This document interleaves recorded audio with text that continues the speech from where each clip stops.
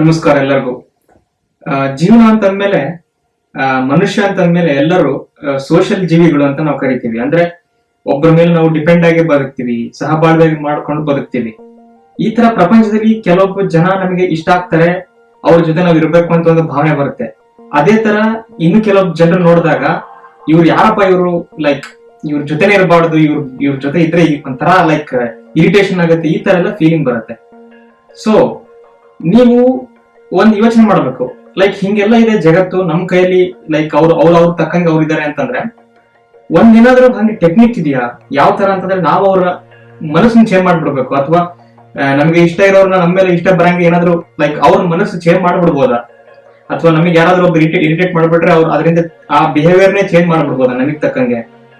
ಈ ತರ ಎಲ್ಲ ಕ್ವಶನ್ಸ್ ಗಳು ನಮಗೆ ಬರ್ತಾ ಹೋಗುತ್ತೆ. ನಾನು ಈ ವಿಡಿಯೋದಲ್ಲಿ ಏನ್ ಮಾಡ್ತೀನಿ ಅಂತಂದ್ರೆ, ನೆವಿಲ್ ನ ಲೈಫ್ ಅಲ್ಲಿ ನಡೆದಿರ್ತಕ್ಕಂಥ ಬೇರೆಯವರೊಬ್ಬರ ಮನಸ್ಸನ್ನ ಚೇಂಜ್ ಮಾಡಿ ಅವನಿಗೆ ಬೇಕಾದಂತ ಒಂದು ಕೆಲಸವನ್ನು ಮಾಡಿದ ಘಟನೆಯನ್ನ ವೈಜ್ಞಾನಿಕವಾಗಿ ವಿಶ್ಲೇಷಣೆ ಮಾಡಕ್ಕೆ ಟ್ರೈ ಮಾಡ್ತೀನಿ. ಅದಕ್ಕಿಂತ ಮುಂಚೆ ನಿಮಗೆ ಮ್ಯಾನಿಫೆಸ್ಟೇಷನ್ ಥ್ರೂ ಇಮ್ಯಾಜಿನೇಷನ್ ಸೀರೀಸ್ ನ ಎಪಿಸೋಡ್ 3ಕ್ಕೆ ಸ್ವಾಗತ. ನನ್ನ ಹೆಸರು ಸುಧೀಂದ್ರ.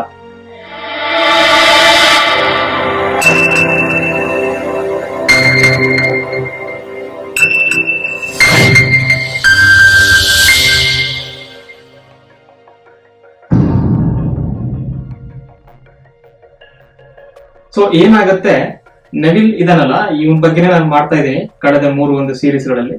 ಈ ಒಂದು ನೆವಿಲ್ ಲೈಕ್ 1940s 1950s ಇದ್ದಲ್ಲಿ ಆ ಒಂದು ರೇಂಜ್ ಅಲ್ಲಿ ಇರ್ತಕ್ಕಂಥ ಒಬ್ಬ ಅಮೆರಿಕನ್ ಮಿಸ್ಟಿಕ್ ಅಂತ ಒಂದು ಹೇಳಿದ್ದೆ ನಾನು ಫಸ್ಟ್ ಎಪಿಸೋಡ್ ಅಲ್ಲಿ. ಸೊ ಅವನ ಲೈಫ್ ಅಲ್ಲಿ ಒಂದಿನ ಏನಾಗುತ್ತೆ, ಅವನ ವೈಫ್ ಇರ್ತಾಳಲ್ವಾ, ಅವ್ರ ಜೊತೆಗೆ ಲೈಕ್ ಒಂದ್ 2-3 ವರ್ಷ ಹಿಂಗೆ ಆಫ್ಟರ್ ಮ್ಯಾರೇಜ್ ಅವರು ಹಿಂಗೆ ಇರ್ಬೇಕಾದ್ರೆ ಅವ್ನು ಯಾವ್ದೋ ಒಂದು ಬಿಸ್ನೆಸ್ ಗೆ ಬೇರೆ ಸಿಟಿಗೆ ಹೋಗ್ಬೇಕು ಅಂತ ಹೇಳಿ, ಸಮ್ಮರ್ ಆಗಿರುತ್ತೆ ಅವಾಗ ಹೋದ್ರೆ ಅವನು ಸೀದಾ ಒಂದ್ 5-6 ತಿಂಗಳಾಗುತ್ತೆ, ಬರೋಷ್ಟ್ರಲ್ಲಿ ಆಟಮ್ ಬಂದ್ಬಿಟ್ಟಿರುತ್ತೆ. ಸೊ ಅಕ್ಟೋಬರ್ ನವೆಂಬರ್ ಹಂಗ್ ಬರ್ತೀನಿ ಅಂತ ಹೇಳಿ ಅವ್ರ ವೈಫ್ಗೆ ಹೋಗುವಾಗ ನಾನು ಹಿಂಗೆ ಹೋಗ್ತಾ ಇದ್ದೀನಿ ಅಂತ ಹೇಳ್ತಾನೆ. ಅವಳು ಲೈಕ್ ಆಯ್ತು ಹೋಗಿ ಅಂತ ಹಿಂಗೆ ಬಾಯ್ ಅಂತ ಏನೋ ಮಾಡ್ತಾಳೆ, ಬಟ್ ಅವಳ ಮುಖದಲ್ಲಿ ಏನೋ ಒಂದು ತಳಮಳ, ಏನೋ ಲೈಕ್ ಏನೋ ಹೇಳ್ತಾ ಇರ್ಬೇಕು, ಏನೋ ಹೇಳಬೇಕು ಅನ್ನೋ ಒಂದು ಭಾವನೆ. ಅವನು ಹತ್ರ ಬಂದು ಕೇಳ್ತಾನೆ, ಏನಾಯ್ತು ನಿನಗೆ, ಇಷ್ಟು ವರ್ಷಗಳು ಏನೋ ನಿನಗೆ ಕಾಡ್ತಾ ಇರಲಿಲ್ಲ, ಇವತ್ತು ಯಾಕೆ ಹಿಂಗೆ ಬೇಜಾರಾಗಿದ್ಯಾ? ನಾನು ಹಂಗೆ ಹೋಗ್ತಾ ಇರೋದಕ್ಕೆ ಬೇಜಾರಾಗ್ತಿದ್ಯಾ? ಅಥವಾ ನಾನು ಯಾಕೆ ನಿನ್ ಆ ಫೀಲಿಂಗ್ ಹಿಂದಿನ ಏನಿದೆ ಮನಸ್ಸೊಳಗೆ ಹೇಳ್ಬಿಡು ಅಂತ. ಅವಳು ಹೇಳ್ತಾಳೆ, ನಿಮಗೆ 2 ವರ್ಷದಿಂದ ಒಬ್ಬ ಫ್ರೆಂಡ್ ನಿಮ್ಮ ಹತ್ರ ಒಂದು ಹಣ ಇಸ್ಕೊಂಡಿದ್ದ, ಸರ್ಟನ್ ಅಮೌಂಟ್, ನಿಂಗ್ ನೆನಪಿದ್ಯಾ ಅಂತ. ಅವ್ನು ಹೇಳ್ತಾನೆ, ಹೌದು ನಂಗೆ 100% ನೆನಪಿದೆ ಅಂತ. ಅವನಿನ್ನೂ ಕೊಟ್ಟಿಲ್ಲ ಹಣನ, ಅದು ಕೂಡ ನಿಂಗೆ ನೆನಪಿದ್ಯಾ ಅಂತ ಕೇಳ್ತಾಳೆ. ಹೌದಾ, ನಂಗೆ ನೆನಪಿದೆ ಅಂತ. ಸೊ ಮತ್ತೆ ಇದು ಅವನಿಗೂ ಸರಿಯಲ್ಲ, ನಿನಿಗೂ ಸರಿಯಲ್ಲ. ಅವನು 2 ವರ್ಷದಿಂದ ಕಾಂಟ್ಯಾಕ್ಟು ಇಲ್ಲ. ನೀನು ಅವ್ನು ಎಲ್ಲಿ ಹೋದೆ ಅಂತ ನೀವು ಯೋಚನೆ ಮಾಡ್ತಿಲ್ಲ, ಬರೀ ಲೆಕ್ಚರ್ ಕೊಡ್ತೀನಿ, ಅದು ಕೊಡ್ತೀನಿ, ಇಮ್ಯಾಜಿನೇಷನ್ ಎಲ್ಲೆಲ್ಲ ಹೋಗ್ತಾ ಇರ್ತೀಯಾ ನೋಡಿ, ಇವಾಗ ಬೇರೆ ಊರಿಗೆ ಹೋಗ್ತಾ ಇದೆಯಾ. ಸೊ ಇದು ಹೀಗೆ ಎಲ್ಲಿ ತನಕ? ಅವನು 2 ವರ್ಷದಿಂದ ಹಣ ಇಸ್ಕೊಂಡು ಎಲ್ಲೋ ಹೋಗ್ಬಿಟ್ಟ, ಅವನೇನು ಮತ್ತೆ ವಾಪಸ್ ಕೊಡ್ತಾನೋ ಅನ್ನೋ ಒಂದು ಏನೂ ಇಲ್ಲ, ಗೊತ್ತಿಲ್ಲ. ಸೊ ಇದರಿಂದ ನನಗೆ ಮನಸ್ಸಿಗೆ ಒಂಥರ ಸಮಾಧಾನ ಆಗ್ತಾ ಇಲ್ಲ ಅಂತ ಹೇಳ್ತಾನೆ. ಅವಾಗ ನೆವಿಲ್ ಹೇಳ್ತಾನೆ, ಅಷ್ಟೇ ನಿನ್ಗೆ ಬೇಕಿರೋದು ಹಣ ತಾನೆ, ಇವಾಗ ಅವನಿಂದ ವಾಪಸ್ ಇಸ್ಕೋಬೇಕು ತಾನೆ ನಾವು ಅಂತ ಹೇಳ್ತಾನೆ. ಅವನು ಹೌದು, ಅಷ್ಟು ಮಾಡಿ, ಮೊದ್ಲು ಅದನ್ನ ಮಾಡಿ ಅಂತ ಹೇಳ್ತಾಳ. ಅವಾಗ ನೆವಿಲ್ ಹೇಳ್ತಾನೆ, ನಾನು ಅವನಿಗೆ ಡೈರೆಕ್ಟ್ ಆಗಿ ಕೇಳಲ್ಲ, ನಾ ಹಣವನ್ನ ಡೈರೆಕ್ಟ್ ಆಗಿ ಕೊಡು ಅಂತ ಕೇಳಲ್ಲ, ಅವ್ನು ಎಲ್ಲಿದೆ ಹುಡುಕಕ್ಕೂ ನಾನು ಹೋಗಲ್ಲ, ಯಾಕಂದ್ರೆ ನಾನು ಬಿಸಿ ಇದೀನಿ. ಆದ್ರೆ ಒಂದ್ ಮಾಡ್ತೀನಿ, ಐ ಟ್ರಸ್ಟ್ ಮೈ ಇಮ್ಯಾಜಿನೇಷನ್. ನನಗೆ ನನ್ನ ಇಮ್ಯಾಜಿನೇಷನ್ ಮೇಲೆ ನಂಬಿಕೆ ಇದೆ. ನಾನು ಅವನನ್ನ ಹಣ ಕೊಡಂಗೆ ಮಾಡ್ತೀನಿ, ಆ ತರ ಯೂನಿವರ್ಸೇ ಮಾಡಂಗ್ ಮಾಡ್ತೀನಿ ಅಂತ ಹೇಳ್ತಾನೆ. ಅವಳು, ಯಾಕೆ ಈ ತರ ಎಲ್ಲ ಮಾಡ್ತೀರಾ, ಇದು ದುಡ್ಡಿನ ವಿಚಾರ, ನೀವು ಬೇಕಿದ್ರೆ ಬೇರೆದಕ್ಕೆಲ್ಲ ಇದಕ್ಕೆ ಅಪ್ಲೈ ಮಾಡಿ ನಡೆಯುತ್ತೆ, ಈ ದುಡ್ಡಿನ ವಿಚಾರಕ್ಕೆಲ್ಲ ಹೀಗೆಲ್ಲ ಮಾಡಬೇಡಿ ಅಂತ ಹೇಳ್ತಾನೆ.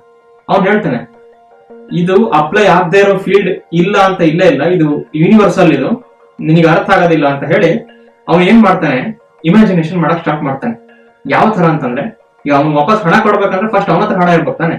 ಅವನ ಫ್ರೆಂಡ್ ನ ಇವನ್ ಇಮ್ಯಾಜಿನೇಷನ್ ಅಲ್ಲಿ ಎವ್ರಿ ನೈಟ್ ಅವನ ಫ್ರೆಂಡ್ ಹತ್ರ ಹಣ ಇರ್ಬೇಕು ಫಸ್ಟ್, ಇದ್ರ ತಾನೆ ಅವ್ನು ಕೊಡೋದು ವಾಪಸ್. ಅವ್ನ್ ಫುಲ್ ಎಲ್ಲ ಬ್ರೋಕ್ ಆಗ್ಬಿಟ್ಟಿದ್ರೆ ಹೆಂಗ್ ಕೊಡ್ತಾನೆ ವಾಪಸ್?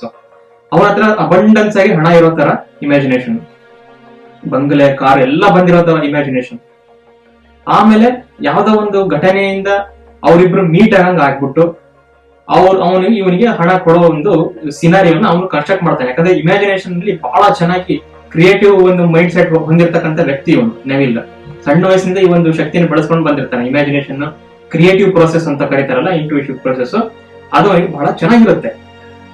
ಸೊ ಈ ತರ ಒಂದು ತಿಂಗಳ ಗಟ್ಲೆ ಹೀಗೆ ಮಾಡಿ ಮರಿತಾನ. ಆಮೇಲೆ ಅವಳ ಹೆಂಡತಿ ಏನ್ ಅನ್ಕೊಂತಾಳ, ಓಕೆ ಇವನು ಯಾವ ಸೀರಿಯಸ್ ಇಲ್ಲ, ಇವನಿಗೆ ಹೇಳಿದ್ರೆ ಯೂಸ್ ಆಗಲ್ಲ ಅಂತ ಹೇಳಿ ಬಹಳ ಕೋಪ ಮಾಡ್ಕೊಂಡ್ಬಿಟ್ಟಿರ್ತಾಳ ಅವನು ಇವನ್ ಮೇಲೆ. ಒಂದು ತಿಂಗಳಾದ್ಮೇಲೆ ಒಂದು ದಿನ ರಾತ್ರಿ 10 ಗಂಟೆ ಊಟ ಆದ್ಮೇಲೆ ಆಪಲ್ ತಿಂತಾ ಇರ್ತಾರೆ ಇಬ್ರು. ಅವಾಗ ಒಂದು ಕಾಲ್ ಬರುತ್ತೆ ನೆವಿಲ್ಗೆ. ಆ ಕಾಲ್ ಅವನ ಫ್ರೆಂಡ್ ಇಂದ ಬಂದಿರುತ್ತೆ ಆಫ್ಟರ್ 2 years. ಅವಾಗ ಅವನು ಫ್ರೆಂಡ್ ಅವನಿಗೆ ಗೊತ್ತಾಗುತ್ತೆ, ಓಕೆ ಕಾಮ್ ಡೌನ್ ಅಂತ ಹೇಳಿ ಅವನು ಹೋಗಿ ಫೋನ್ ಎತ್ತಾನೆ. ಹಲೋ ಅಂತ ಕೇಳ್ತಾನೆ. ಅವ್ನು ಹೇಳ್ತಾನೆ, ಹಿಂಗೆ ನಾನು 2 ವರ್ಷದಿಂದ ಫ್ರೆಂಡ್ ನೆನಪಿದ್ಯಾ ಹಂಗೆ ಹಂಗೆ. ಸೊ ನಾನು ಸ್ವಲ್ಪ ಬಿಸಿ ಇದ್ದೆ, ಲೈಕ್ ಇವಾಗ ಯಾವ್ದೋ ಒಂದು ಫ್ಯಾಮಿಲಿ ಒಂದು ಪಾರ್ಟಿ ಇದೆ, ಅಲ್ಲಿಗೆ ನಾವು ಹೋಗ್ತಾ ಇದೀವಿ, ನಿಮ್ಮನ್ನ ಕರ್ಕೊಂಡು ಹೋಗ್ಬೇಕು ಅಂತ ಮಾಡಿದೀವಿ, ನೀವು ಜೊತೆ ಬರ್ತೀರಾ ನೀವು ಕಪಲ್ ಅಂತ, ಅವ್ರ ಕಪಲ್ ಬರ್ತಿದಾರೆ ಅಂತ. ಇವನು ಓಕೆ ನಾನು ಬರ್ತೀನಿ ಅಂತ ಹೇಳ್ತಾನೆ. ಆಯ್ತು ಅಂತ ಹೇಳಿ ಅವರು ಅವ್ರ ಮನೆ ಹತ್ರ ಬರ್ತಾರೆ. ಅದ್ ಎಲ್ಲಿ ಪಾರ್ಟಿ ನಡೀತಾ ಇದೆ ಅಲ್ಲಿ ಕರ್ಕೊಂಡು ಹೋಗಿ ಬರ್ತಾರೆ ಮನೆ ಹತ್ರ. ಬಂದಾಗ ಆ ಕಾರ್ ಕ್ರೈಸ್ಲರ್ ಅಂತ, ಈಗ ಕ್ರೈಸ್ಲರ್ ಡೈಮ್ಲರ್ ಅಂತ ಒಂದು ಇದೆ, ಅವರು ಮರ್ಸಿಡೀಸ್ ಜೊತೆಗೂ ಮಾಡ್ತಾರೆ, ನ್ಯೂಯಾರ್ಕರ್ ಮಾಡೆಲ್ ಅಂತ. ಅವಾಗಿನ ಕಾಲದಲ್ಲಿ ಅದು ಲಕ್ಸುರಿಯಸ್ ಕಾರ್ ತರ ಒಂಥರ ಸೆಡನ್ ಕ್ಲಾಸ್. ಆ ಕಾರ್ ಅಲ್ಲಿ ಬಂದ್ಬಿಟ್ಟು ಇವರೊಬ್ಬರನ್ನ ಪಿಕಪ್ ಮಾಡ್ತಾರೆ. ಅವಾಗ ಅವನ ಹೆಂಡತಿಗೆ ಆಶ್ಚರ್ಯ, ಇವನು 2 ವರ್ಷದಿಂದ ನಮ್ಮ ಹತ್ರ ದುಡ್ಡು ಇಸ್ಕೊಂಡ, ಇವಾಗ ನೋಡಿದ್ರೆ ಲಕ್ಸುರಿ ಕಾರ್ ಅಲ್ಲಿ ಬಂದ್ಬಿಟ್ಟಿದ್ದಾನೆ, ಇವನಿಗೆ ಆ ಒಂದು ದುಡ್ಡು ವಾಪಸ್ ಕೊಡ್ಬೇಕನ್ನೋ ಒಂದು ಪರಿಜ್ಞಾನ ಇಲ್ಲ ಅಂತ ಹೇಳಿ ಅವ್ನಿಗೆ ನವಿಲ್ಗೆ ಮೇಲೆ ಕೇಳಕ್ ಸ್ಟಾರ್ಟ್ ಮಾಡ್ತಾಳೆ, ಕೇಳಿ ಅಂತ ದುಡ್ಡು ಕೇಳಿ ಅಂತ. ಅವ ನವಿಲ್ ನೋ ನಾನು ಡೈರೆಕ್ಟ್ ಕೇಳಲ್ಲ ಅಂತ ಹೇಳಿದೀನಿ, ಐ ಟ್ರಸ್ಟ್ ಮೈ ಇಮ್ಯಾಜಿನೇಷನ್, ಇವತ್ತು ಹಿಂಗೆ ಘಟನೆ ಆಗಿರೋದು ನನ್ನ ಇಮ್ಯಾಜಿನೇಷನ್ ಇಂದ, ನೀ ಸುಮ್ಮನಿರು ಅಂತ ಹೇಳ್ತಾನೆ. ಓಕೆ ಅಂತ ಹೇಳಿ ಕಾರ್ ಹತ್ರ ಹೋಗಿ ಅಲ್ಲೆಲ್ಲ ಪಾರ್ಟಿ ಆಗುತ್ತೆ. ವಾಪಸ್ ಬರುವಾಗ ಅವನು ಮನೆ ಬಗ್ಗೆ ಏನು ಮಾತಾಡಲ್ಲ, ಅವ್ನ ಫ್ರೆಂಡ್ ಇವನು ಮಾತಾಡಲ್ಲ, ಇವನು ಏನು ಮಾತಾಡಲ್ಲ. ಕಾರ್ ಒಳಗಡೆ ನಾನು ಕೊಟ್ಟಿದ್ದೆ ನೆನಪಿದೆ ಅಂತ ಇವನು ಕೇಳಲ್ಲ, ನೀನು ದುಡ್ಡು ಕೊಡ್ಬೇಕಾಗಿತ್ತು ನಿಂಗೆ, ಈ ತರ ಏನು ಮಾತಿಲ್ಲ. ಎಲ್ಲ ಹಂಗೆ ಸುಮ್ನೆ ಫ್ಯಾಮಿಲಿ ಬಗ್ಗೆ ಹಂಗೆ ಹಿಂಗೆ, ಅದು ಹೆಂಗಿತ್ತು ಪಾರ್ಟಿ, ಅದು ಹೆಂಗಿತ್ತು ಅಂತ ವಾಪಸ್ ಮನೆ ತನಕ ಬಂದಾಗ ಅವ್ರ ಹೆಂಡತಿ ಇನ್ನೂ ತಳಮಳ ಕೇಳಿ ದುಡ್ಡು ಕೇಳಿ ಅಂತ. ಅವನು ನವಿಲ್ ಏನು ಕೇಳ್ತಾ ಇಲ್ಲ, ಐ ಟ್ರಸ್ಟ್ ಮೈ ಇಮ್ಯಾಜಿನೇಷನ್, ನನ್ನ ಇಮ್ಯಾಜಿನೇಷನ್ ಅಲ್ಲಿ ಅವನು ಆಲ್ರೆಡಿ ನನಗೆ ದುಡ್ಡು ಕೊಟ್ಟಿದ್ದಾನೆ, ಸೊ ನೀನ್ ಹಂಗ್ ಮಾಡ್ಬೇಡ ಅಂತ ಹೇಳ್ತಾನೆ. ವಾಪಸ್ ಡೋರ್ ಹತ್ರ ಹೋಗ್ತಾರೆ, ಅಲ್ಲಿ ತನಕ ಅವನು ಏನು ಮಾತಾಡಲ್ಲ. ನೆಕ್ಸ್ಟ್ ಅವನು ಕಾರ್ ಅವ್ರನ್ನ ಹಿಂಗೆ ಒಳಗ್ ಬಿಟ್ಬಿಟ್ಟು ವಾಪಸ್ ಮನೆ ಬಂದಾಗ ರಾತ್ರಿ 11 ಗಂಟೆ ಆಗಿರುತ್ತೆ, ಲೈಕ್ 11:15 ಅಂತ ಅವನು ಹೇಳ್ತಾನೆ ಆ ವಿಡಿಯೋದಲ್ಲಿ ನವೀನ್. 11:15 ಟೈಮಿಗೆ ಕಾರ್ ಮತ್ತೆ ಸೌಂಡ್ ಡಗ್ ಅಂತ ಲೈಕ್ ಡೋರ್ ಸೌಂಡ್ ಆಗುತ್ತೆ. ಏನಂತ ನೋಡಿದ್ರೆ ಅವನು ಕಾರಿಂದ ಕೆಳಗೆ ಇಳಿದು ಕೈಯಲ್ಲಿ ಒಂದು ಎನ್ವಲೋಪ್ ಇರುತ್ತೆ, ಫ್ರಂಟ್ ಸೀಟ್ ಅಲ್ಲಿ ಒಂದು ಎನ್ವಲೋಪ್ ತಗೊಂಡು ವಾಪಸ್ ಬರ್ತಿರ್ತಾನೆ. ಆ ಎನ್ವಲೋಪ್ ತಂದು ನೆವಿಲ್ ಕೈಯಲ್ಲಿ ಹಿಂಗೆ ಕೊಟ್ಟು ಹೇಳ್ತಾನೆ, ನೆವಿಲ್ ನಾನು 2 ವರ್ಷದಿಂದ ನಿನ್ಗೆ ಒಂದು ದುಡ್ಡು ಇಸ್ಕೊಂಡಿದ್ದೆ ಅನ್ನೋದು ನಿಜ, ಅದು ನಾನು ಮರೆತು ಹೋಗಿದ್ದೀನಿ ಅಂತ ನೀವು ಅನ್ಕೊಂಡಿರ್ಬೋದು, ನಿನಗೆ ವಾಪಸ್ ಕಾಂಟ್ಯಾಕ್ಟ್ ಮಾಡಕ್ಕೂ ಟೈಮ್ ಸಿಗ್ಲಿಲ್ಲ, ಯಾಕಂದ್ರೆ ನಾನು ಅಷ್ಟೊಂದು ದುಡ್ಡಿನ ಅರ್ಜೆಂಟ್ ಇತ್ತು.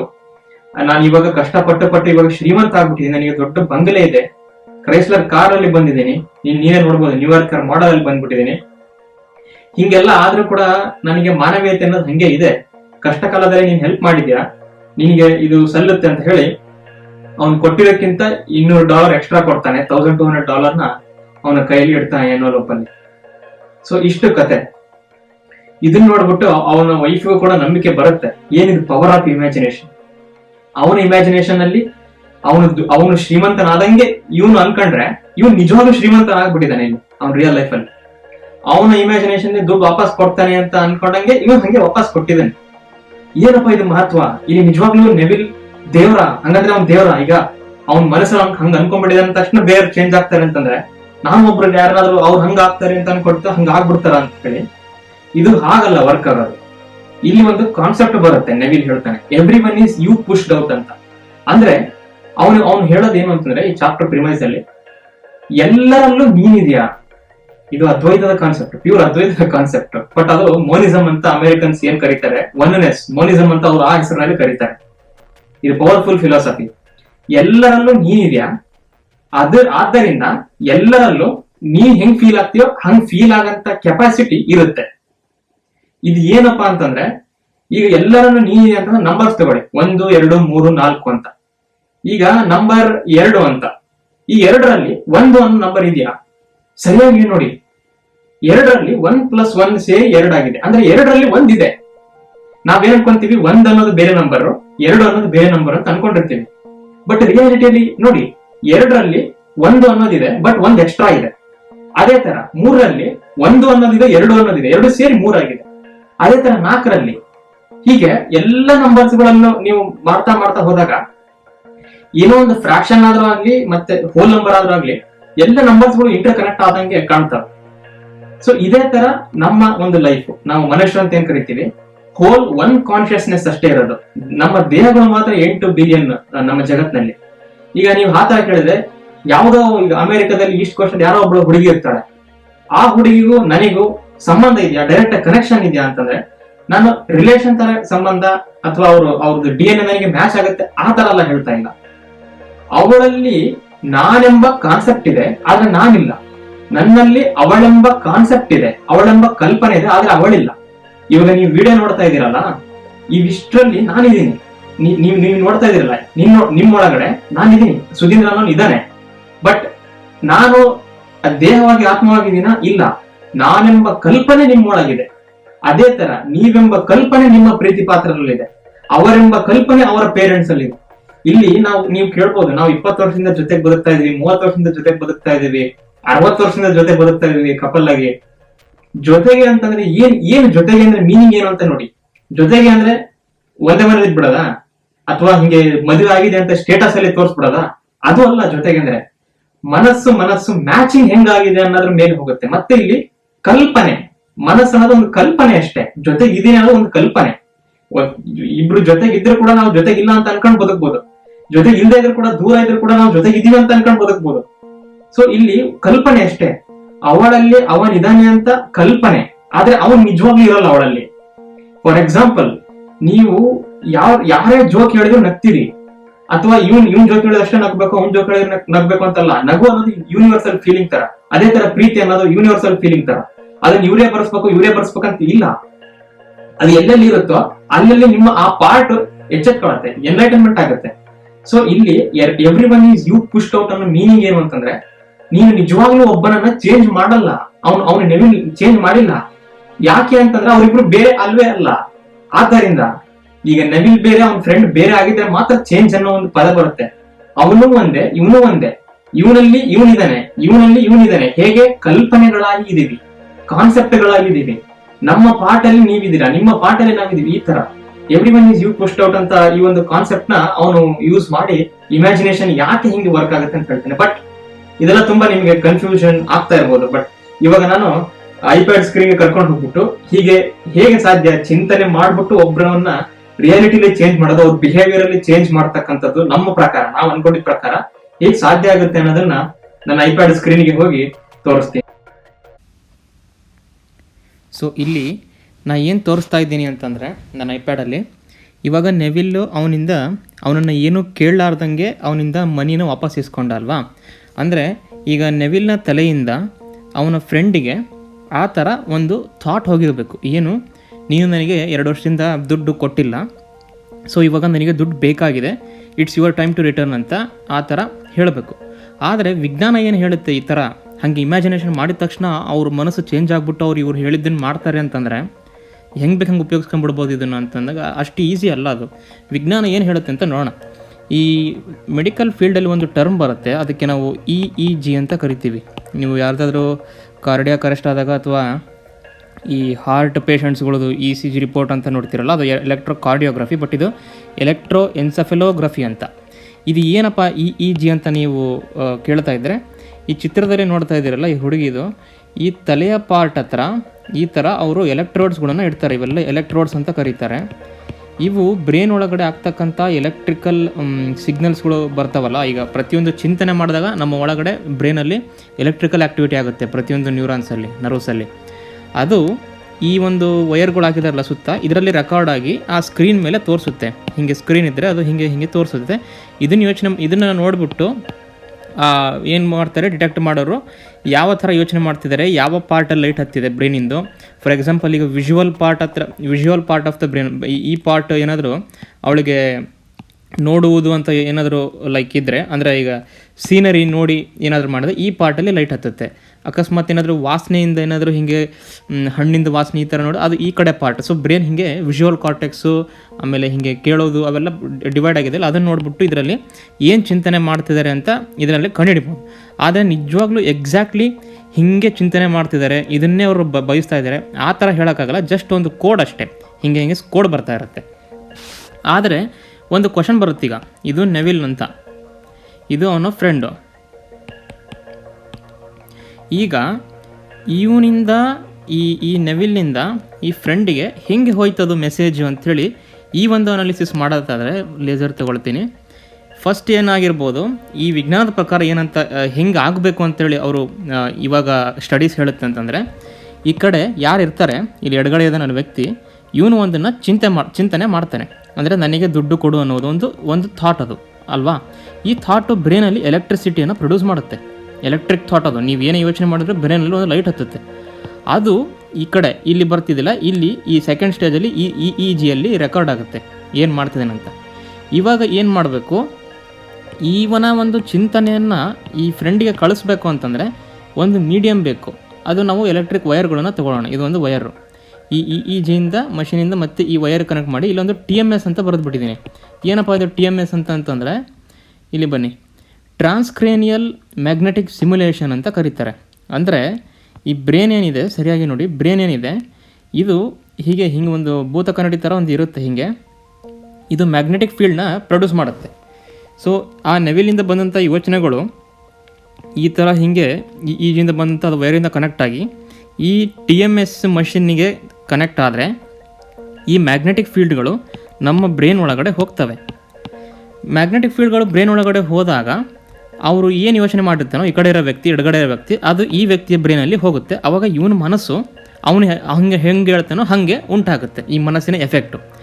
ಯಾಕೆ ಹೀಗೆ ಮ್ಯಾಗ್ನೆಟಿಕ್ಕು ಎಲೆಕ್ಟ್ರಿಸಿಟಿ ಲಿಂಕ್ ಇದೆ ಅಂತ ನೀವು ಹೇಳ್ತಿದ್ದೀಯ ಅಂತಂದರೆ, ನಾನು ಎಲೆಕ್ಟ್ರೋಮ್ಯಾಗ್ನೆಟಿಕ್ಸೇ ಸ್ಟಡಿ ಮಾಡ್ತಿರೋದ್ರಿಂದ ಈ ಎಲೆಕ್ಟ್ರೋಮ್ಯಾಗ್ನೆಟಿಕ್ ಅಂತಂದರೆ ಏನು ಅಂತಂದರೆ ಮೀನಿಂಗು ಒಂದು ಇಲ್ಲಿ ನೋಡ್ತಾ ಇದ್ದೀರಾ, ಇದನ್ನು ರೆಡ್ ಕಲರಲ್ಲಿ ಹೀಗೆ ಬ್ಲೂ ಕಲರಲ್ಲಿ ಇದು ಅಂದರೆ ಎರಡು ವೇವ್ಸ್ಗಳು ಹೀಗೆ ಎಲೆಕ್ಟ್ರಿಸಿಟಿ ಇದ್ದರೆ ಹೀಗೆ ಮ್ಯಾಗ್ನೆಟಿಕ್ ಫೀಲ್ಡು ಪರ್ಪೆಂಡಿಕ್ಯುಲರ್ ಅಂದರೆ 90 ಡಿಗ್ರಿಯಲ್ಲಿ ಇರುತ್ತೆ. 90 ಡಿಗ್ರಿ ಮ್ಯಾಗ್ನೆಟಿಕ್ ಫೀಲ್ಡಿಂದ ಎಲೆಕ್ಟ್ರಿಸಿಟಿ ಉಂಟಾಗುತ್ತೆ. ಅದೇ ಎಲೆಕ್ಟ್ರಿಸಿಟಿಯಿಂದ ಮತ್ತೆ ಮ್ಯಾಗ್ನೆಟಿಕ್ ಫೀಲ್ಡ್ ಉಂಟಾಗುತ್ತೆ. ಅಂದರೆ ಇಲ್ಲಿ ಮ್ಯಾಗ್ನೆಟಿಕ್ ಫೀಲ್ಡ್ ಚೇಂಜ್ ಆದಂಗೆ ಅದಕ್ಕೆ ತಕ್ಕಂಗೆ ಒಳಗಡೆ ಎಲೆಕ್ಟ್ರಿಸಿಟಿ ಪ್ರೊಡ್ಯೂಸ್ ಆಗುತ್ತೆ. ಸೊ ಏನಾಗಬೇಕು, ಇವನಿಗೆ ಮೆಸೇಜ್ ಹೋಗಬೇಕಂದ್ರೆ, ಇಲ್ಲಿಂದ ಬಂದಂಥ ಚಿಂತನೆಗಳು, ನನಗೆ ದುಡ್ಡು ಕೊಡೋ ಅಂತ ಹೇಳಿದ್ದು ಚಿಂತನೆಗಳು ಈ ಜಿಯಲ್ಲಿ ಮೂಲಕ ಹೋಗಿ ಅಲ್ಲಿಂದ ವೈರ್ಗೆ ಕನೆಕ್ಟ್ ಆಗಿ ಈ TMS ಮಷೀನಿಗೆ ಕನೆಕ್ಟ್ ಆಗಿ ಅಲ್ಲಿಂದ ಮ್ಯಾಗ್ನೆಟಿಕ್ ಫೀಲ್ಡ್ ಹೋಗಿ ಈ ಫ್ರೆಂಡಿನ ತಲೆ ಒಳಗೆ ಹೋಗಿ ಇಲ್ಲಿ ಅವನಿಗೆ ನನಗೆ ಯಾರೋ ದುಡ್ಡು ಕೇಳ್ತಾ ಇದ್ದಾರೆ ಕೊಡಬೇಕು ಅಂಥೇಳಿ ಇವನ ಬ್ರೈನಲ್ಲಿ ಏನು ಆ್ಯಕ್ಟಿವಿಟಿ ಆಗಿತ್ತೋ ಅದೇ ಇವನ ಬ್ರೈನಲ್ಲಿ ಫೈನಲಾಗಿ ಆ್ಯಕ್ಟಿವಿಟಿ ಆಗುತ್ತೆ. ಆವಾಗ ಇಲ್ಲಿ ಎರಡೆರಡು ಮನಸ್ಸುಗಳು ಇರಲ್ಲ, ಒಂದೇ ಮನಸ್ಸಿರುತ್ತೆ. ಆ ಮನಸ್ಸು ಓನ್ಲಿ ನೆವಿಲ್ದಿರುತ್ತೆ. ಯಾಕಂದರೆ ಇವನಲ್ಲ ಎಲ್ಲ ಕಂಟ್ರೋಲ್ ಮಾಡಿರೋದು, ಇವಂದಿರುತ್ತೆ ಮನಸ್ಸು. ಸೊ ಹೀಗಾಗಿ ಒಬ್ಬನ ಮನಸ್ಸನ್ನು ಚೇಂಜ್ ಮಾಡೋ ಕಾನ್ಸೆಪ್ಟು ಅಂತ ವಿಜ್ಞಾನ ಹೇಳುತ್ತೆ ಹೊರತು ಜಿಮ್ ಬುಂಬಾ ಥರ ಲೈಕ್ ಇಮ್ಯಾಜಿನ್ ಮಾಡಿದ ತಕ್ಷಣ ಅವನು ಚೇಂಜ್ ಆಗಿಬಿಡ್ತಾನೆ, ನಾನು ಕೇಳಿದಾಗ ಮಾಡಿಬಿಡ್ತಾನೆ ಅನ್ನೋಕ್ಕೆ ನಾವೆಲ್ಲ ಆಟಾಡೋ ಗೊಂಬೆಗಳಲ್ಲ. ಇವಾಗ ನೀವು ಕೇಳ್ಬೋದು, ಇದೆಲ್ಲ ನಡೆದಿರೋದು 1950s ಆ ಒಂದು ರೇಂಜಲ್ಲಿ ಅಂತ ಹೇಳ್ತಿದೆಯಾ ಸುಧೀಂದ್ರ, ಆವಾಗ ಇವೆಲ್ಲ ಎಲ್ಲಿತ್ತು ಅಂತ ನೀವು ಕೇಳ್ತಾ ಇದ್ದೀರಾ. ನಾನು ಇಲ್ಲಿ ಮಾಡ್ತಕ್ಕಂಥ ಅನಾಲಿಸಿಸ್ ಏನಪ್ಪ ಅಂತಂದರೆ, ಈ ಎಲೆಕ್ಟ್ರಿಸಿಟಿ ಮತ್ತು ಮ್ಯಾಗ್ನೆಟಿಕ್ ಫೀಲ್ಡ್, ಮ್ಯಾಗ್ನೆಟಿಸಮ್ಮು, ಈ ಎಲೆಕ್ಟ್ರಿಸಿಟಿ ಅನ್ನೋದು ನಮ್ಮ ಚಿಂತನೆಗಳು, ಮ್ಯಾಗ್ನೆಟಿಸಮ್ ಅನ್ನೋದು ಫೀಲಿಂಗು. ಏನು ಚಿಂತನೆ ಮಾಡ್ತೀರಾ ಅದಕ್ಕೆ ತಕ್ಕಂಗೆ ಫೀಲಿಂಗ್ ಬರುತ್ತೆ. ಹೆಂಗೆ ಫೀಲಿಂಗ್ ಬರುತ್ತೆ ಅದಕ್ಕೆ ತಕ್ಕಂಗೆ ಚಿಂತನೆಗಳು ಬರ್ತವೆ. ಎರಡು ಇಂಟರ್ ಕನೆಕ್ಟ್. ನಾನು ಹೇಳಿದ್ನಲ್ಲ, ಎರಡು ವೇವ್ಸ್ಗಳು ಹೆಂಗೆ ಪ್ರಪಗೇಷನ್ ಆಗುತ್ತೆ ಎಲೆಕ್ಟ್ರೋಮ್ಯಾಗ್ನೆಟಿಕ್ ಪಾತ್ ಪ್ರಪಗೇಷನಲ್ಲಿ, ಅದೇ ಥರ ಮೇ ಬಿ ನಮಗೆ ಗೊತ್ತಿಲ್ಲದೆ ಇರತಕ್ಕಂಥ ರೆಲ್ಮಲ್ಲಿ, ನಮ್ಮದೇ ಆಗಿರ್ತಕ್ಕಂಥ ಜಗತ್ತಿನಲ್ಲಿ ನೆವಿಲ್ನ ತಲೆಯಿಂದ ಹೊರಟಂಥ ಆ ಒಂದು ನೆವಿಲ್ನ ತಲೆಯಲ್ಲಿ ಉಂಟಾಗಿದ್ದು ಚಿಂತನೆ ಎಲೆಕ್ಟ್ರಿಸಿಟಿ, ಅದು ಅವನ ಫೀಲಿಂಗು. ಅವನ ದಿನ ಇಮ್ಯಾಜಿನ್ ಮಾಡ್ತಾ ನನಗೆ ಕೊಟ್ಟ ಹಣ ಅನ್ನೋದು ಮ್ಯಾಗ್ನೆಟಿಕ್ ಫೀಲ್ಡ್ ಆಗಿ ಹೋಗಿ ಅವನ ಒಂದು ಫ್ರೆಂಡಿನ ತಲೆಯಲ್ಲಿ ಇರುವ ಬ್ರೈನ್ ಇಂಪಲ್ಸ್ಗಳನ್ನು ಮ್ಯಾಗ್ನೆಟಿಕ್ ಫೀಲ್ಡ್ ಇದೆ ಹೆಂಗೆ ನಾನು ಚೇಂಜ್ ಮಾಡುತ್ತೆ ಅಂತ ಹೇಳಿದ್ನಲ್ಲ ಇಲ್ಲಿ TMS ಮಷೀನು, ಇದೇ ಥರ ಆ್ಯಕ್ಟ್ ಹಿಂಗೆ ಆಗಿರ್ಬೋದಾ ಅಂತ ನಾನು ಈ ಥರ ಒಂದು ಸಿನಾರಿಯೋನ ಇದನ್ನು ಇಲ್ಲಿ ನಾನು ಲೆಕ್ಕ ಹಾಕ್ತಿದ್ದೀನಿ. ಸೊ ಹೀಗೆ ನಮಗೆ ಕಣ್ಣಿಗೆ ಕಾಣದ ಜಗತ್ತು, ಇದು ಏನು ನಡೀತಿದೆ ಇದು ನಮಗೆ ಕಣ್ಣಿಗೆ ಕಾಣದ ಜಗತ್ತು ಅಂತ ಯಾಕೆ ಕರೀತಿದೆ ಅಂದರೆ, ಸೈನ್ಸ್ ಇದಕ್ಕೆ ಆನ್ಸರ್ ಕೊಟ್ಟಿಲ್ಲ. ಈ ಜಗತ್ತಿನಲ್ಲಿ ಏನಾಗುತ್ತೆ ಅಂತ ವಿಜ್ಞಾನ ಇದಕ್ಕೆ ಆನ್ಸರ್ ಕೊಟ್ಟಿಲ್ಲ. ನೀವು ಇದು ನಿಜಾನಾ ಅಂತ ಇವಾಗ ನೀವು ಕೇಳ್ಕೊಳ್ತಾ ಇರ್ಬೋದು, ನಿಜವಾಗ್ಲೂ ಹಿಂಗೆ ಕಣ್ಣಿಗೆ ಕಾಣದ ಜಗತ್ತು ಇರುತ್ತಾ ಅಂತ ಹೇಳಿ. ಆನ್ಸರ್ನ ಏನು ಹೇಳ್ತೀನಿ, ನಾನು ಆನ್ಸರ್ನ 100% ಅಂತ ಹೇಳೋಕ್ಕಾಗಲ್ಲ, ಮೇ ಬಿ ಅಂತ ಹೇಳ್ತೀನಿ. ಯಾಕೆ ಮೇ ಬಿ ಅಂತ ಹೇಳ್ತೀನಿ ಅಂತಂದರೆ, ಇದು ಖಂಡಿತ ಹೀಗೆ ಅಂತ ಇದುವರೆಗೂ ವಿಜ್ಞಾನ ಆನ್ಸರ್ ಕೊಟ್ಟಿಲ್ಲದೆ ಇರೋ ಒಂದೇ ಒಂದು ಕಾರಣಕ್ಕೆ ಈ ಥರ ಹೇಳ್ತೀನಿ ಹೊರತು ಇದು ಸುಳ್ಳು ಅಂತ ನಾನು ಹೇಳೋಕ್ಕಾಗಲ್ಲ. ಯಾಕೆ ಅಂದರೆ ಇನ್ನೊಂದು ನಾನು ಸ್ಪಾಯ್ಲರ್ ಕೊಡ್ತೀನಿ. ಈ ಒಂದು ಟೆಕ್ನಿಕ್ನ ಯೂಸ್ ಮಾಡಿ ನಾನು ಕೆಲವೊಬ್ಬರ ಮೇಲೆ ಅದನ್ನು ನಾನು ಪ್ರಯೋಗ ಮಾಡಿದ್ದೀನಿ, ಯಾರು ಅಂತ ಹೇಳೋಕ್ಕಾಗೋದಿಲ್ಲ. ಸೊ ಅವರಲ್ಲಿ ನಾನು ಬಿಹೇವಿಯರ್ನ ಕೂಡ ಚೇಂಜ್ ನೋಡಿದ್ದೀನಿ. ಸೊ ಇದು ಏನಾಗುತ್ತೆ ಅಂತಂದರೆ, ಕೊನೆಗೆ ಯಾರನ್ನೇ ಚೇಂಜ್ ಮಾಡಿಬಿಡ್ತೀನಿ, ನನಗೆ ಬೇಕಾದಂಗೆ ಮಾಡ್ತೀನಿ ಅನ್ನೋಕ್ಕಿಂತ ಮುಂಚೆ ನಿಮಗೆ ನೆಮ್ಮದಿ ಏನು ಕೊಡುತ್ತೆ ಲೈಫಲ್ಲಿ, ನೆಮ್ಮದಿ ಯಾವುದರಿಂದ ಸಿಗುತ್ತೆ ಆ ಥರ ಚಿಂತನೆಗಳನ್ನು ಮಾಡ್ತಾ ಹೋಗಿ.